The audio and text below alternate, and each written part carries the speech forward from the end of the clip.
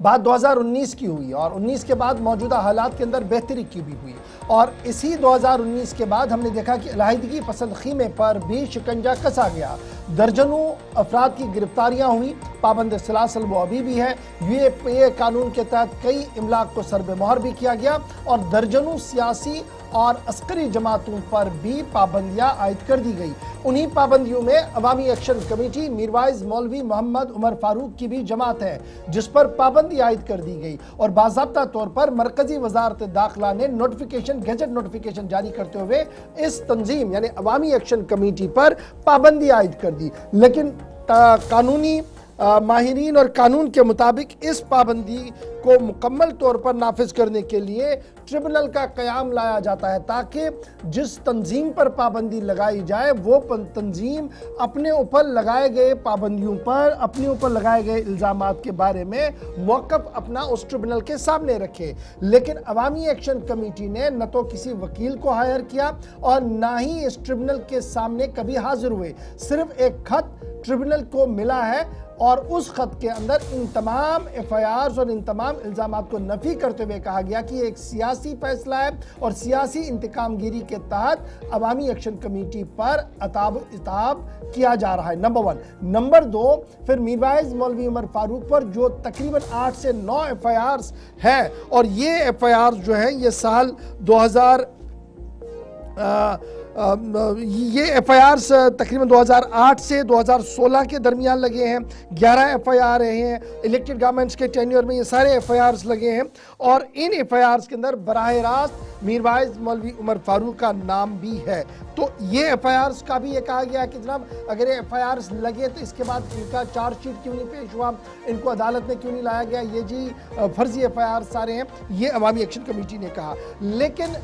Rule book जो कह रहा था वो ये था कि भरपूर मौका दिया जाए अवामी एक्शन कमेटी को ताकि उसकी बात को सुना जाए। तो मुख्तलिफ जो रात देर की जो हमारे पास एक और खबर सामने आई कि 18 सितंबर सन 2025 को एक और नोटिफिकेशन जो आपके टीवी चैनल पर इस वक्त चल रहा है ये जारी हुआ है और ये नोटिफिकेशन जो है ये तकरीबन 262 पैराज पर मुश्तमिल है। 260 से ज़्यादा पैरा इसमें है, जिनमें एक एक बात का फोकस पॉइंट के साथ जवाब दिया गया है और ट्रिब्यूनल ने तमाम शवाहिद को खंगाला है, तमाम बातों को खंगाला है, उस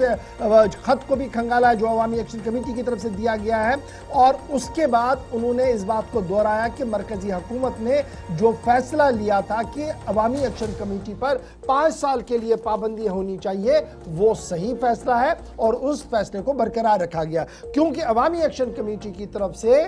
मीरवाइज मौलवी मोहम्मद उमर फारूक की तरफ से ट्रिब्यूनल के सामने कभी भी हाजिरी नहीं हुई और इसी ये जो नोटिफिकेशन 18 सितंबर सन 2025 को जारी किया गया जिसमें यह कहा गया कि तमाम शवाहिद, तमाम मामलात को देखने के बाद जो कंक्लूजन एंड में दिया गया कि हम सेटिस्फाई है कि गवर्नमेंट ने जो डिसीजन लिया वो सही है। अवामी एक्शन कमेटी पर यह इल्ज़ाम है कि वो एंटी इंडिया प्रोपेगेंडा और इंतहा पसंदी दहशतगर्दी को फ़रोग देने के लिए पाकिस्तान से बराह रास्त पैसा ले रहे थे और शाहिदुल इस्लाम जो अवामी एक्शन कमेटी के रुकन भी थे और मीरवाइज मौलवी उमर फारूक के राइट हैंड भी थे जो इस वक्त जेल के अंदर है, उनका मिलिटेंसी की सफ़ों में शामिल होना, हुर्रियत कॉन्फ्रेंस के साथ राब्ते में रहना और फिर मीरवाइज के करीब रहना, ये एक बड़ा बेस पॉइंट जो है वो बनाया गया है। ट्रिब्यूनल ने फिलहाल कन्फर्म कर दिया जी अवामी एक्शन कमेटी पर पाबंदी और ये साफ कर दिया कि जो जस्टिफिकेशन यूएपीए के तहत रखी गई है कानून और आइन के तहत वो तमाम चीज़ें जो है वो देखी गई है, जिसके बाद ये सारी चीज़ें देखी गई है। एफआईआर और एनआईए का चार्जशीट भी जो है वो ट्रिब्यूनल के सामने रहा जिसमें मीरवाइज उमर फारूक के खिलाफ इंतहाई संगीन इल्ज़ामात हैं। ताहम मीरवाइज उमर फारूक जो रिप्लाई में वापस कह चुके हैं, उन्होंने ये कहा कि ये तमाम चीज़ें जो है वो सियासत पर मबनी है और मीरवाइज के इंस्टीट्यूशन को डिमोरलाइज किया जा रहा है, क्योंकि मीरवाइज का इंस्टीट्यूशन वो इंस्टीट्यूशन है जिन्होंने जमहूरियत की जड़ों को जम्मू कश्मीर के अंदर मजबूत किया है, ये उनका मानना है। फिर उनका मानना है कि वो कभी भी वायलेंस के हक में नहीं रहे हैं, वो बातचीत के ज़रिए से मसला हल करना चाहते थे। अटल बिहारी वाजपेयी साहब का जिक्र किया गया, मनमोहन सिंह साहब का जिक्र किया गया, फिर ये भी कहा गया कि किस तरीके से उन्होंने इंटरनेशनल फॉर्म्स के अंदर भी अपनी बात रखी है। तो फाइनली नोटिफिकेशन जारी हो गया है जी एक और जो ट्रिब्यूनल की तरफ से दिया गया है और उस ट्रिब्यूनल की इस नोटिफिकेशन के अंदर जो 262 पैराज आए हैं उसमें यह साफ कर दिया गया है कि जो कुछ बातें गवर्नमेंट ऑफ इंडिया की तरफ से, लॉ इन्फोर्समेंट एजेंसीज की तरफ है, एफआईआर्स की पर लगाई गई हैं, वो कहीं ना कहीं सही है, क्योंकि अवामी एक्शन कमेटी किसी भी तरीके से सामने नहीं आई। कई बार दिल्ली, जम्मू और श्रीनगर के अंदर बाज़ाब्ता तौर पर नशस्तें बुलाई गई, मीटिंग्स की गई ताकि यहाँ पर उनकी बात को सुना जाए, लेकिन वो नहीं आए और फाइनली उस ऑर्डर को वेट किया जी ट्रिब्यूनल ने। फिलहाल 5 साल पर पाबंदी जो पहले ही लगी थी उसको ट्रिब्यूनल ने भी अब मंजूरी दे दी है। याद रखिएगा, मीरवाइज, मौलवी मोहम्मद उमर फारूक पर 11 के करीब एफआईआर्स हैं और ये सारे एफआईआर जो लगे हैं ये इलेक्टेड गवर्नमेंट्स के टेन्योर में लगे हैं और इन्हीं एफआईआर्स की बेस पर आज जो है वो सूरत हाल ये बनी है कि मीरवाइज का इंस्टीट्यूशन और फिर अवामी एक्शन कमेटी खतरे में। अब एक तरफ से जब ये ट्रिब्यूनल का डिसीजन आया है तो दूसरी तरफ से ये माना जा रहा है कि जो पॉलिटिकल लोग हैं, जो